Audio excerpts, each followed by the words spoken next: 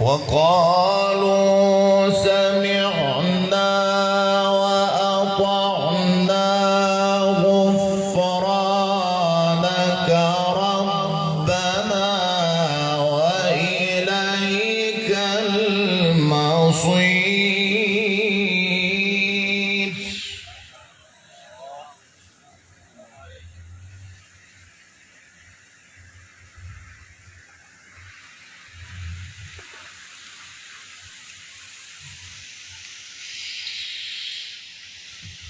لله ما في السماوات وما في الأرض وإن تبدوا ما في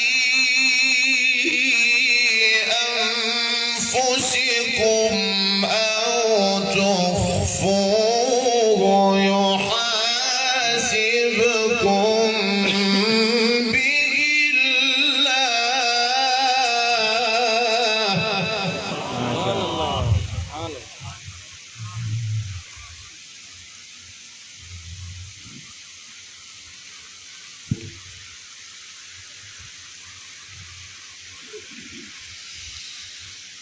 فيغفر لمن يشاء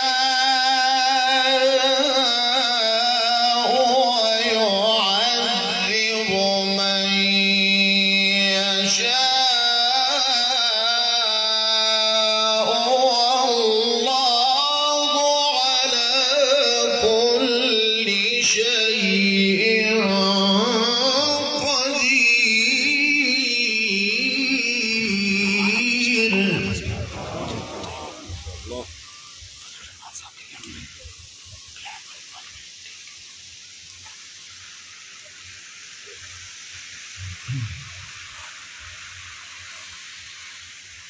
آمن الرسول بما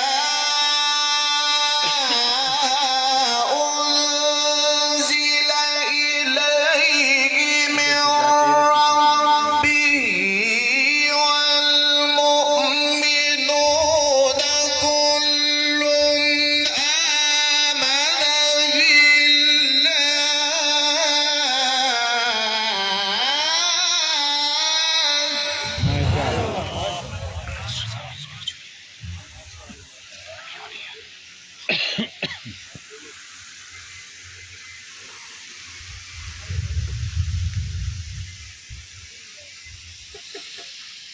كل آمن بالله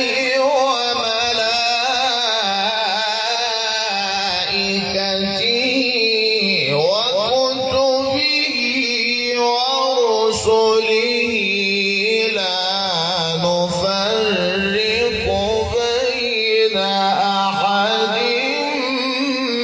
من رسله.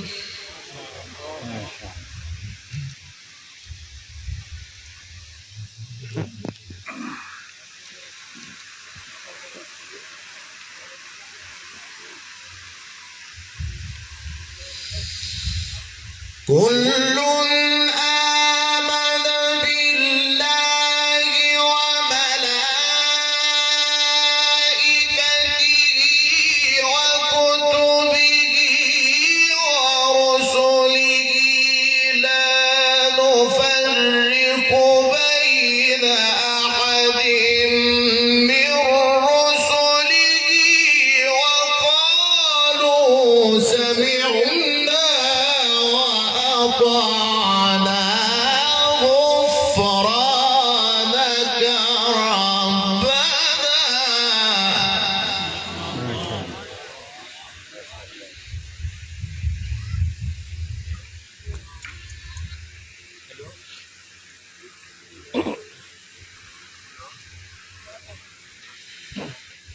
غفرانك ربنا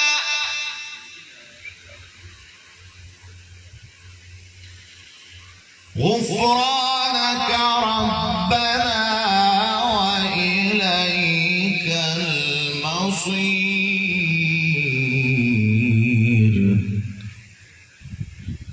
الله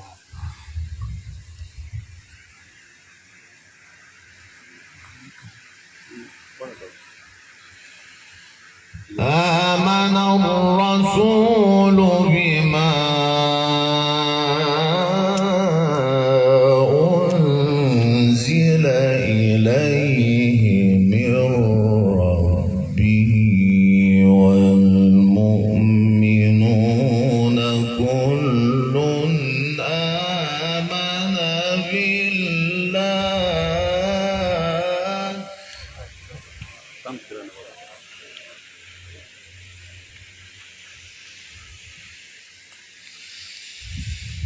كل آمن بالله وملائكته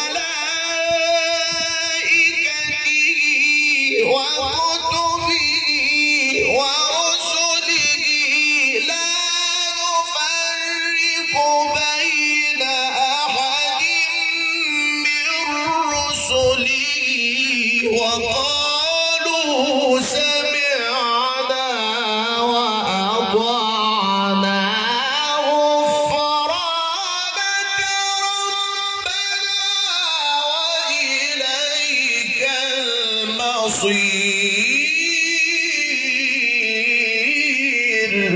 ما شاء الله ما شاء الله.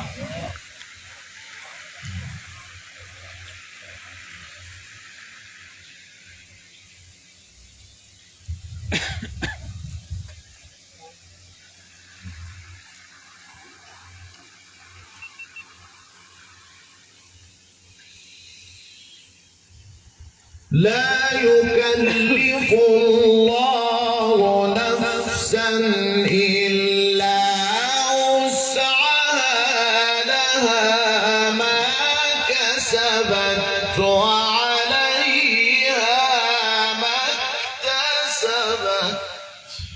الله.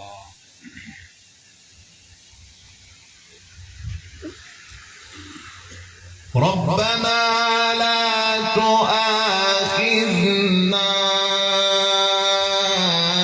إن نسينا أو أخطأنا.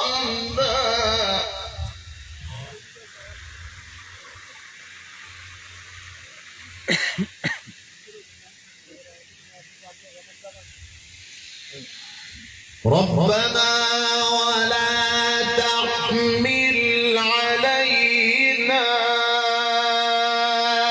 إصرا كما حملته على الذين من قبلنا ربنا ولا تحملنا ما لا طاقة لنا به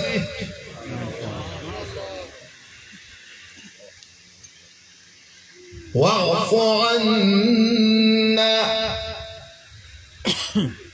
واغفر لنا وارحمنا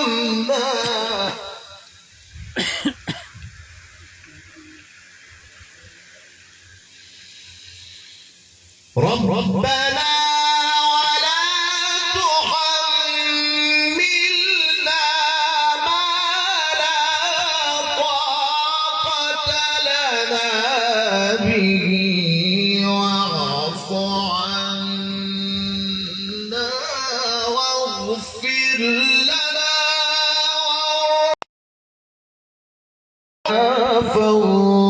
فانصرنا على القوم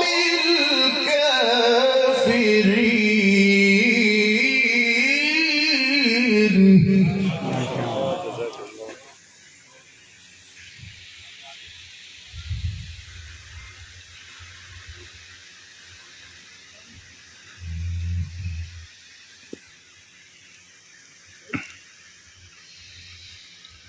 الله أكبر.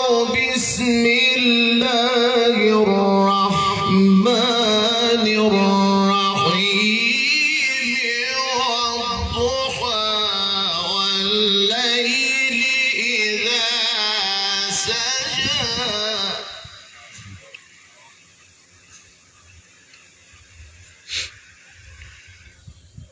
ما ودعك ربك وما قلى وللآخرة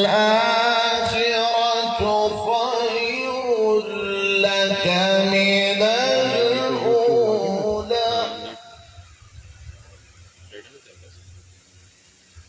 ولسوف يعطيك ربك فترضى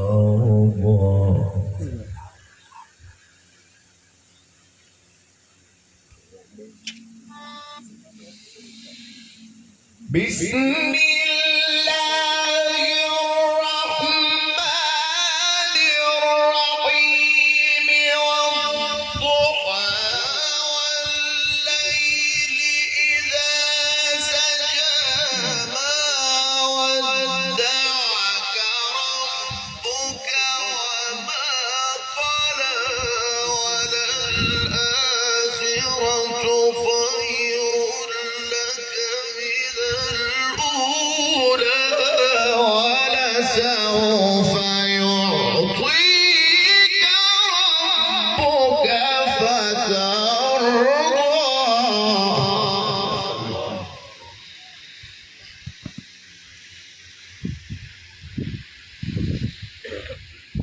ولسوف يعطيك ربك فترضى ولسوف يعطيك ربك فترضى صدق الله العظيم.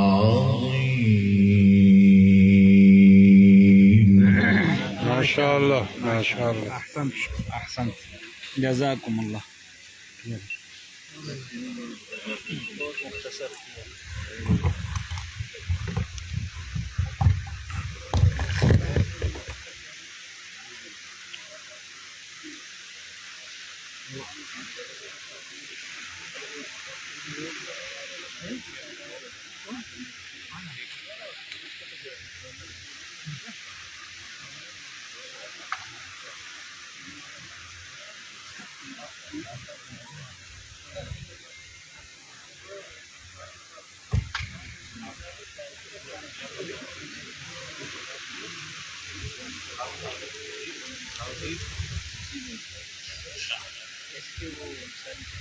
बिस्मिल्लाहिर्रहमानिर्रहीम। आज की इस बाबरकत महफिल में कायदे मिल्लत इस्लामिया हज़रत मौलाना फजलुर रहमान साहब की क़ियादत में आने वाले तमाम हज़रात उलमाए किराम को खुशामदीद कहते हैं कि आज की अल्हम्दुलिल्लाह ये बाबरकत रूहानी कुरानी महफिल कि जो हमारे मेहमान मुकर्रम जो मिस्र से यहाँ तशरीफ़ लाए, उन्होंने अपनी लहन दाऊदी में अल्हम्दुलिल्लाह भी आप हज़रात के सामने कुरान की तिलावत फरमाई। अब कायदे मोहतरम जमीयत उलमाए इस्लाम के लोगों की शीर जो है वो मेहमान गिरामी को पेश कर रहे हैं। ये वो यादगार लम्हात हैं। ये वो यादगार लम्हात हैं जो इंशाअल्लाह यकीनन हमारे मेहमान गिरामी के लिए भी यादगार रहेंगे। अब बिला ताखीर मैं कायदे मोहतरम हज़रत मौलाना फजलुर रहमान साहब को दावत देता हूँ कि वो अपने नसाइह इल्मिया से हम सब को महसूस फरमाए। जनाब कायदे मोहतरम।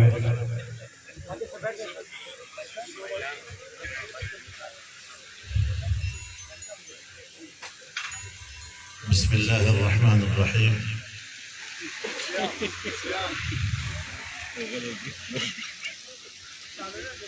نيابة عن المحبة وعن الأصدقاء وعن العلماء الحاضرين في هذه المجتمع